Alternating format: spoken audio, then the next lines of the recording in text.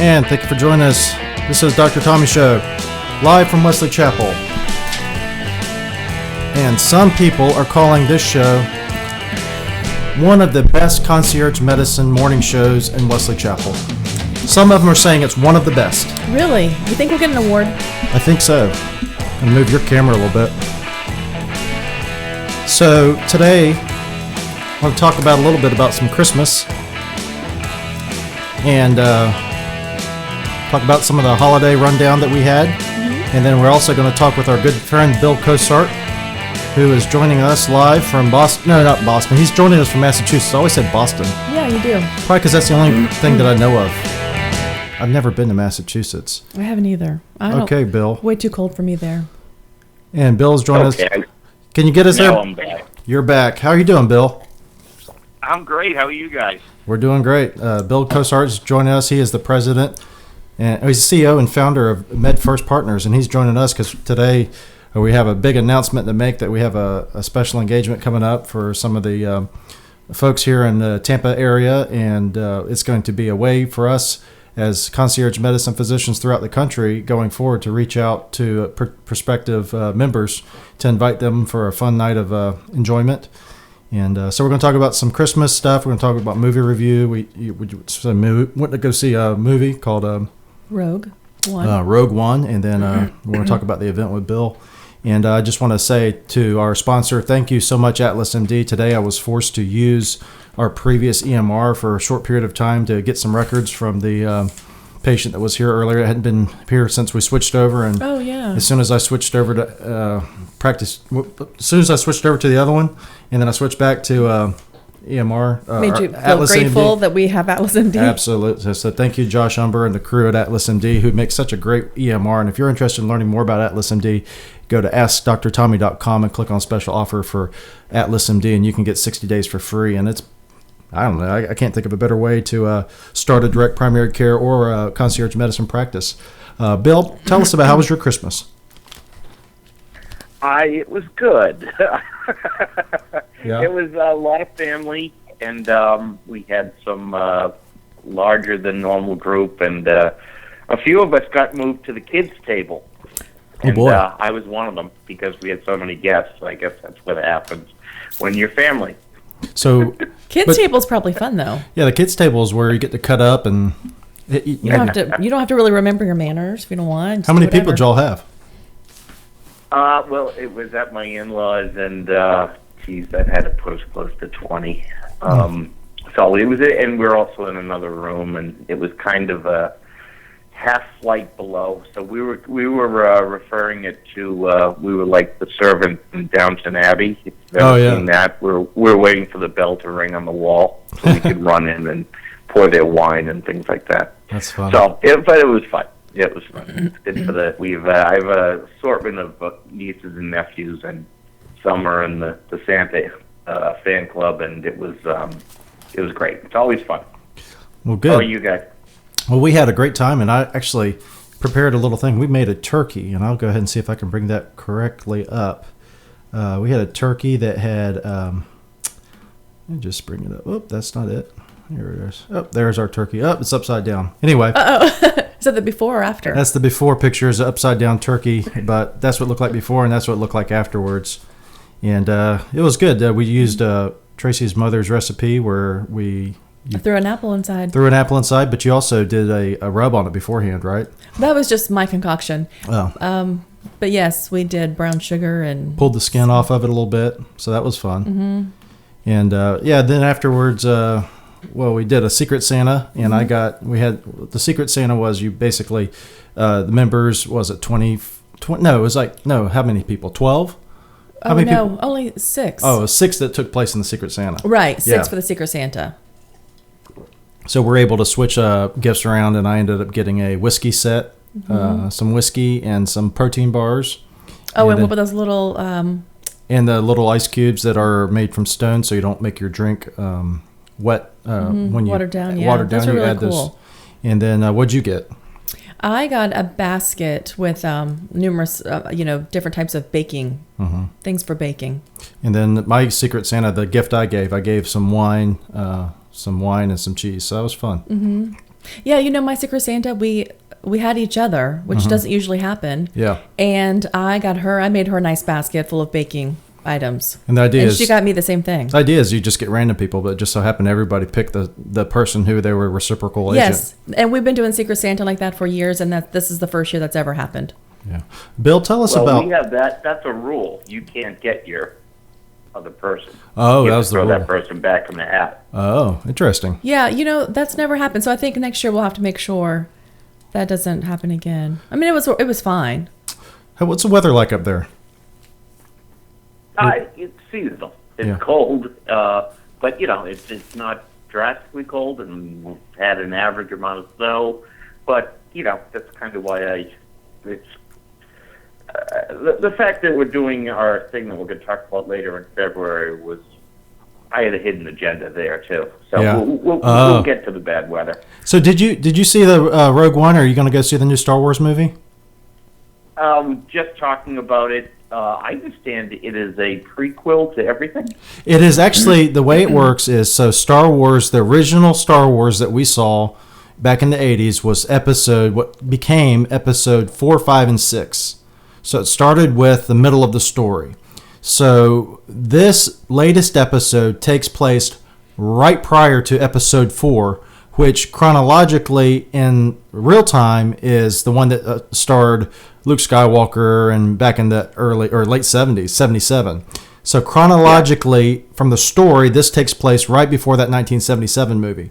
From the universe, so to speak, the Star Wars universe, this movie takes place between the end of the second trilogy that came out in the 90s, I think it was 90s and early 2000s, which had Revenge of the Sith, Attack of the Clones, and whatever the first one was, Phantom Menace. So it takes place between those two trilogies, and this is kind of like a lead-in to that. So it's not necessarily a prequel exactly, but it is. I think it was a prequel. I called it a prequel when we left. That's basically a prequel. Yeah. And I don't want to give it away too much, but it does. It's pretty much as soon as you in that movie, you can step right into episode 4. Mm-hmm. Yeah, it was a good movie. I really liked that theater too. I love the seats. And then this last one that came out, which was, what was it? That was called a year ago. Yeah, what was it called? I don't know. Anyway, that movie is remember. After what would be Return of the Jedi. So that movie that came out last year is the movie that from the universe comes out after the Return of the Jedi, which was the last one of the original trilogy. How about that? Mm-hmm. That's a lot of words. Yeah, it is. To describe, to answer your question, Bill. I don't know if that confused you at all. Well, yeah, that's why it could appeal to me. Because it was like 77, as far as I remember. That it's interesting. It's a thought. I think that one frustration I'm having is that movie Patriot Day is not. It's out, but in Massachusetts, where all that happened, it's about the Boston Marathon bombing. It's in 3 theaters. Oh, really? On Christmas, yeah, and it's then supposed to be open. I want to say late January. So I don't know what that was all about. I mean, I kind of get the idea of limited screening, but it's more of a pain in the neck than anything. I'm not gonna. The closest one is right in downtown Boston. I'm not even familiar with that movie. Well, when we were at where were we at? The Cobb. Uh-huh. I did see a sign, a little billboard about the movie coming out, but I don't think it's playing here yet either. Oh, right? maybe it's just very limited. Yeah, I'm not even familiar with that. It's Boston, LA, and I want to say one more city. What's his name? I want to say it's Mark Wahlberg. Oh, yeah. Wahlberg, yes. Yeah. And so, yeah, and then, obviously, this is the town it affects, and I guess I can understand it playing out here, but it was just weird. We had a lot of commercials for it, a lot of local pushing for it, and so I expected it to be out right now. So I don't know. We will see what happens. Well, you know what? The billboard I saw yesterday at or whenever we were there at the Grove. It didn't even give a date. Oh, really? That's interesting. Mm-hmm. Hey, Bill. Without further ado, let them know about what we're going to have coming up here in February, first week of February. Yeah, let's see. We are. This is something that we're probably going to do nationwide, but we're going to at the where are we at? The Cobb Theater. Cobb Theater, Cine Bistro, Cobb Theater. It's together in Wesley Chapel. Yes. Yeah. And so we are inviting folks to come to a private viewing and with a private cocktail hour ahead of time, and come in. It's gonna be an awful lot of fun, and it just gives people a great way to come learn about your practice, concierge medicine in general. Meet some other folks and really see how it's just the whole idea that this is something that you wouldn't normally do with your doctor. Yeah. And this is exactly what the practice. Yeah, it's different. It's different from any other promotion that I've ever seen for a medical practice that is for new members. Right. Actually, though, we got the idea from Florida Allergy and ENT, who had a similar thing. But this is something that you and I are going to be doing, like you said, hopefully throughout the country, and it's not necessarily going to be around movies. It's going to be basically how to invite people out to have a unique experience so they can learn about a unique style of medicine. And this is different than anything that's like insurance-based medicine, where the personality of the doctor is really not so important as can you get in, are they close to your house, are they on your plan, this, that, or the other. Our style of practice in membership medicine, direct primary care, and concierge medicine is such that you have to understand what the patient's needs are. You have to understand what the patient's likes and dislikes are, and be able to provide them a comfortable experience. And a lot of times it's hard to say that over the phone. So we're going to invite people to come out, and if you're interested in going to the event, go to AskDrTommy.com and click on events, or better yet, go to Facebook and go to MedFirst Partners, or Ask Dr. Tommy, or actually Echelon-Health. But AskDrTommy.com, go to events, you'll see the link there. But basically it's going to be a way for patients that are people who are potential patients to come out and learn about our practice, enjoy some hors d'oeuvres, enjoy some drinks, go have a movie, and then that's it. And some popcorn. And some popcorn, free popcorn and drink. Yeah. Sounds like a fun night. And it's the whole idea is I spend so much time trying to explain what I do, and it's and one of the first questions people always have is, well, I already have insurance, and that's a whole other argument about actually you don't, but we'll get to that another time. This is just forget everything you know about healthcare. Now just pick your favorite, who in your town that you deal with, landscaper, I don't know, your pool guy, whoever. Who is the guy who's the absolute best in town, who you enjoy being around? That should be your doctor. Yeah. That should be your doctor. It should be a relationship with a local person, and that's what it is. So if there was a barbecue at a any sort of small business, I'd probably go to it. And that's the same idea. Look at the doctor as somebody you want to hang out with, and you're very comfortable with, and that's what it's turning into. And we're going to have so it's great in our we've done a lot of work, you and I, in the back end on really what I'll call proprietary marketing, and it's working out great. So this is going to be fun. Well, we're trying to reach out to people that want to reach out to us, and so this is just a way to close the gap and make it to be an exciting event. And speaking of the events, it's going to have wine, but you didn't get your gift. You got to go show them your gift. Oh, I did get my gift. Go ahead and go grab that. It's right here. Oh, it is there. Okay. Yeah, I'm about ready to pop this baby open. So let's see. It's not too early, is it? What you got? Look at this. This is from my mother. Okay. Hold it up a little bit higher. There you go. Now pull it out. So what's in that? It's pretty awesome. And Gretchen, if you were watching, Gretchen is a nurse I used to work with in the past. We used to talk about getting one of these for Christmas all the time. But this is it's a wine clutch. Yeah, hold it over here. There you go. So hold it up there right in front. There you go. So there's the wine. And then actually, one of our patients gave this bottle to me. This is the wine. The wine that came in here is already gone. Hold that over there too. And here's the wine clutch. So it looks like a purse. And if you didn't know any better, it was a purse or something to carry a concealed weapon. But it's actually, you can carry a bottle of wine and a little ice pack, and you're good to go. Yes, and it even comes with a wine opener. A wine opener. So that's pretty cool. Yes. So thank you, Mom. This is an awesome gift. So what we a could, cool mom. I but know. you will not need this if you come to our event because we will have an hour of open bar. That's right. But I might bring mine for the movie. Oh, I okay. know. Well, don't say that. They'll kick us out. Just kidding, Cop Theater. So I was looking over some of the things too about the event coming up. We're not going to know what the movie is until about 3 weeks prior or 2 weeks prior. No, he said, well, yes, I think he did say maybe 10 days or so before we'll have a pretty good idea of our options. Yeah. Hey, Bill, how long have you been working with direct primary care doctors? 4 years. In this time period that you've seen, what's changed in your mind as far as is it becoming more widespread? Are people becoming more open to it? Are people accepting it less or more?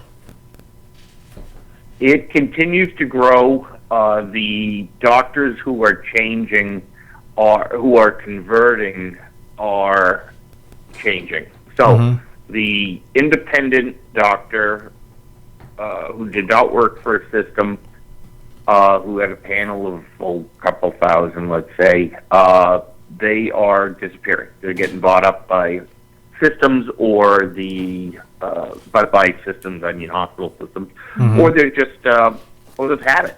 They're retiring. Yeah. So that leaves an awful lot of interest from people coming out of residency that they have heard about this. And even, well, I'll even take a step back from that. Med students who haven't picked primary care are now starting to think about it, and they kind of switch it around to me when they call me and say, can you put me into a direct membership medicine, concierge medicine practice, and then I'll pick family medicine. And that's an awful lot of pressure.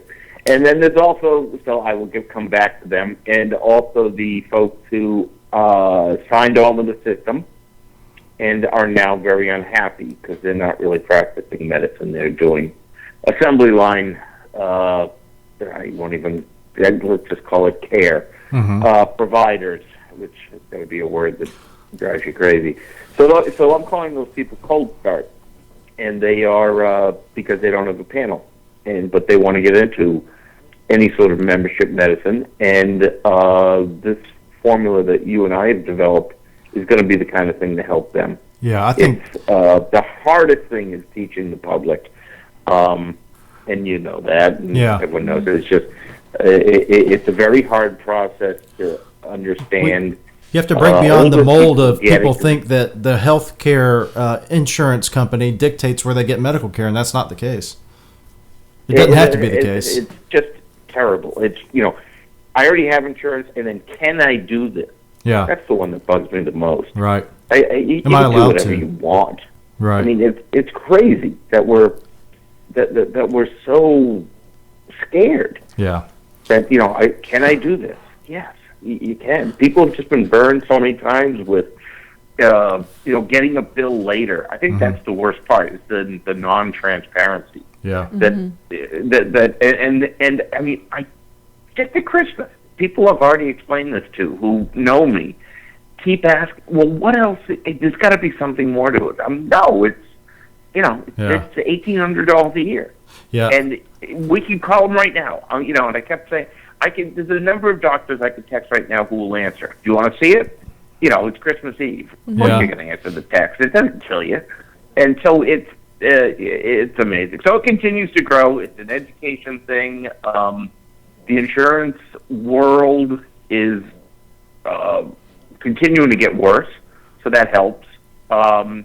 And even if Obamacare were to disappear, this is going to continue to track until we get to the exact same system as auto insurance. Yeah. That's my... Well, yeah, I think you're right. It's going to get what- to that point where people are basically understand that, look, the insurance is for the things that are rare, expensive, unpredictable, and the regular routine things that can be taken care of by your physician. You shouldn't have to have an insurance or a prepaid plan for that. I think people should be allowed to. If they want to have a prepaid plan, they should be allowed to. But I give the example of going to college and how many kids go to college and they get signed up with the 3 meal a day cafeteria plan, and they end up going to the cafeteria maybe for the first 3 weeks, once a week or once a day, and then it goes down to once a week. Then they stop using it entirely. And then they just have this big expensive plan they're lugging around that's prepaid meals when they'd rather go out and get their meals somewhere else, not at the cafeteria where they're forced to go. And I think that's a good analogy to what health insurance has become. It's become a health plan that you use the medicine or you use the insurance for medical visits whether you go or not. So a lot of people, gosh, I don't know how many people in our practice have insurance just so that they don't get penalized and never use that insurance. Well, just a patient we signed up this week. Yeah, he actually canceled his insurance after a year, paying He never used it. over $500 a month for an individual, and he just said, forget it. Well, because his premium went up $200. Yeah. So And he never even used it. He never used it. Just had it in time. case the IRS were to come knocking and let me see your papers type of situation, and if not, fine you. So hopefully that goes away. I don't know. What do you think about that? Do you think that's going to go away? The healthcare penalty fine? Yeah, I really do. Yeah. I think that's crazy. So let's take that guy who was paying $6,000 a year in premiums, right? 500 times 12. What was his deductible? Do you remember? It was like $5,000.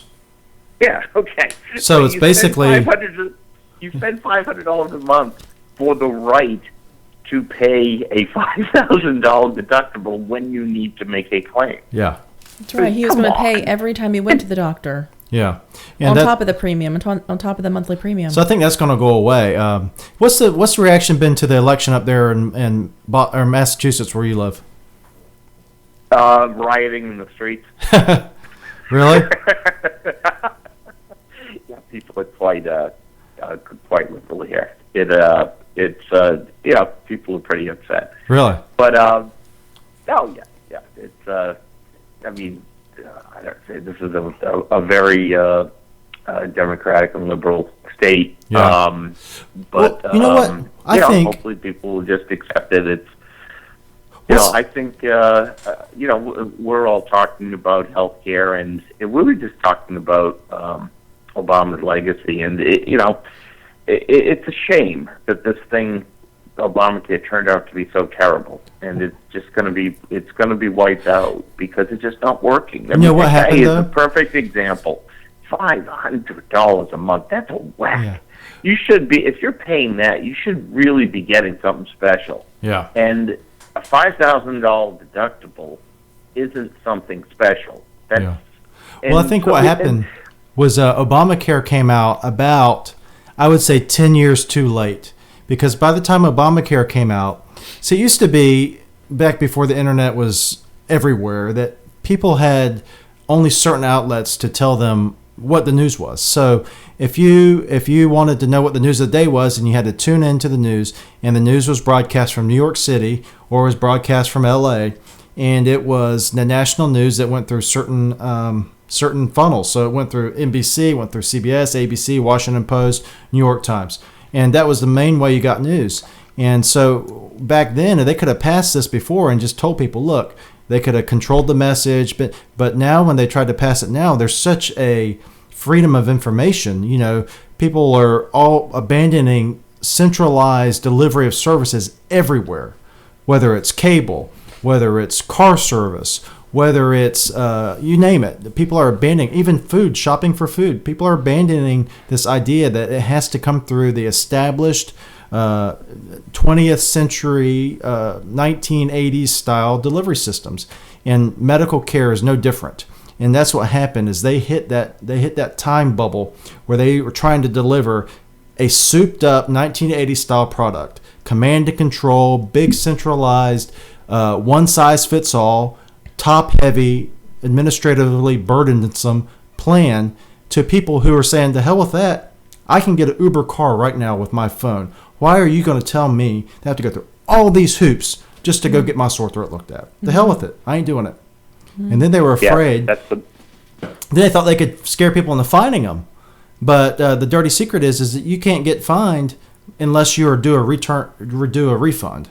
So they cannot come after you for this fine unless you do a refund. They can't come seize your property like they can if you don't pay them enough of your income tax. they can come after your property then. But if you don't do this tax, aka fine, which was passed with the help of Judge Roberts, is not, you cannot come back and get that from them. So all that was the reason that Obamacare failed, on top of the fact that it did not do what it was supposed to do, is deliver high quality, affordable health care, which some people say was the reason. Some people say it was a stalking horse for centralized medical care. That's a political discussion that you can have with your friends, or you don't have to have it. But the bottom line is it failed, and it's going to fail. It's going to continue to fail, and it's got to be repealed. Anyway, that's my soapbox. Well, I have a question. Yeah, So, sorry, Bill.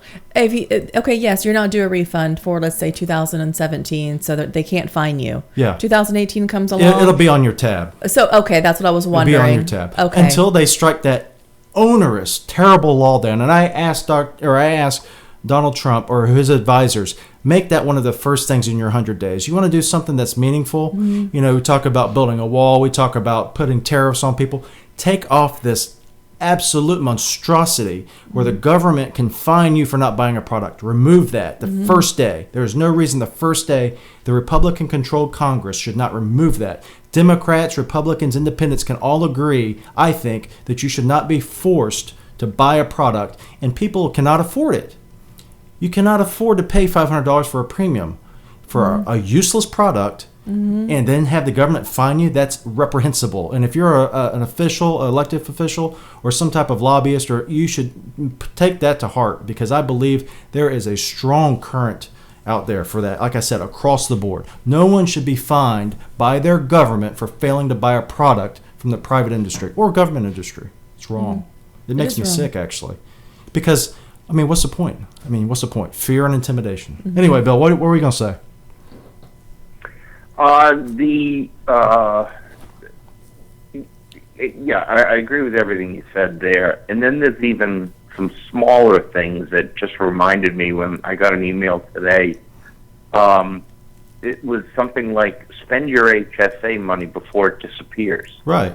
Why does it have to disappear? Yeah. Mm-hmm. And there was an article I read, and it's strange that it was the Singapore health system, and they have, you pay into an account, and it earns interest, it never disappears, and it's inheritable within the family. Yes, I remember you telling me about simple that. Things like that.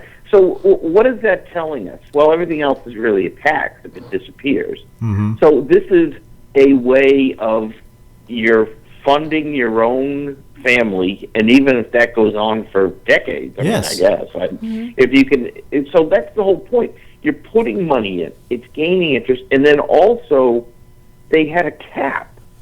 And if you think about it, it's it just makes so much sense. It's not money going into some sort of general fund that can be, oh, look, here's all the HSA leftover money, let's use this for whatever. Yeah. It's a truly earmarked fund that we will presume is, earning interest because they're paying interest. And when you hit a cap, it then went on to extra payments. This part I'm not entirely clear on. We go to things like your Social Security benefits for the future. Yeah. Well, Ben Carson. So your housing and fooding. So there's a different system. Yeah. But the whole idea, as it was something about like eyeglasses or something. And I'm like, why does that money have to disappear? Yeah. Well, Ben Carson had an idea, and I heard it on Dr. Craig Wax's show, his radio show. He interviewed Dr. Carson, and Dr. Carson had an idea where you have a health savings account that is like the Singapore system. Like you said, it's a family savings account. So if you have someone in your family that has an unfortunate medical problem that is expensive, they can borrow from their family's medical account rather than going to the government, because the government doesn't have a job. And the government doesn't have money of its own. It doesn't have all this money just sitting around. The government can only get money when it takes it from other people. Mm-hmm. And if anybody's listened to this show before, or Ask Dr. Tommy's show, they're fully aware that I believe that's immoral to take from your neighbor stuff that does not belong to you and confiscate it or have the government confiscate it on your behalf. I believe that's immoral. But I believe a better solution is to have families act as families again and support each other, you know. And so there was a little bit of a there's more guidance that way. That's why private charity is superior to government charity. Government charity exists in perpetuity.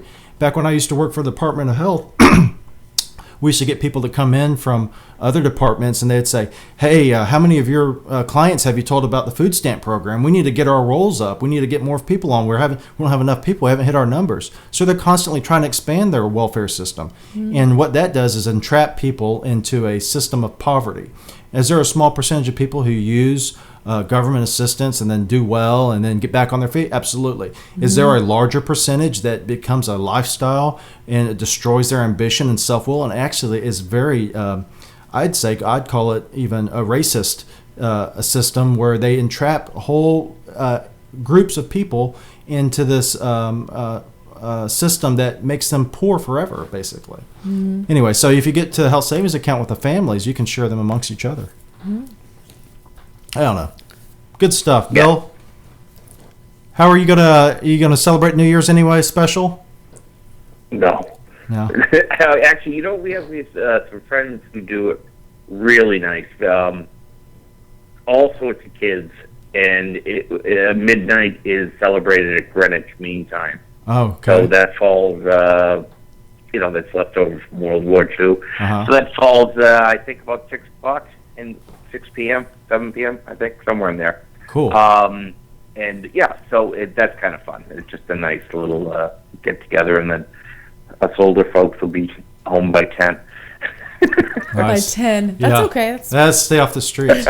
Well, thanks for joining us, Bill. We look forward to working together. I'll see you shortly, and we'll continue to follow the happenings on LinkedIn and Facebook. And if you're out there and you haven't seen the MedFirst Partners Facebook page, go there, and then you can see the slick little production made by MedFirst Productions, theme of The Godfather, and Twitter, and LinkedIn, and then maybe even who knows, before we're all said and done, Instagram or something like that. Mm-hmm. Well, thanks, Bill, for joining us, man. It's going to be an awful lot of fun, and thank you guys for having me on today. Bye, Bill. It's nice talking to you. Take care, Bill.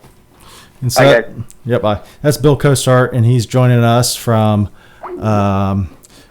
Massachusetts. And Bill's a great guy, and Bill is our partner in helping share the word about membership medicine and doing what we do here every day here. And we're going to go do some more right now because we have a patient coming in soon. Yes, we do. But for all you out there who are interested in learning more about what we do here, we invite you to come along. And if you're in the area in Tampa, we invite you to come in for our event, which is going to be at the Grove Theaters in Wesley Chapel, and it's going to be free.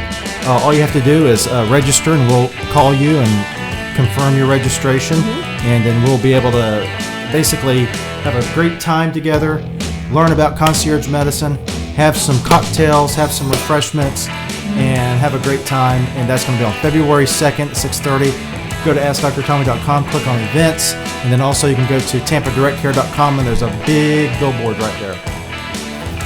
So until next time, Tracy, you have any parting words? Nope. All right. Bye-bye. We'll see you guys later. Bye-bye.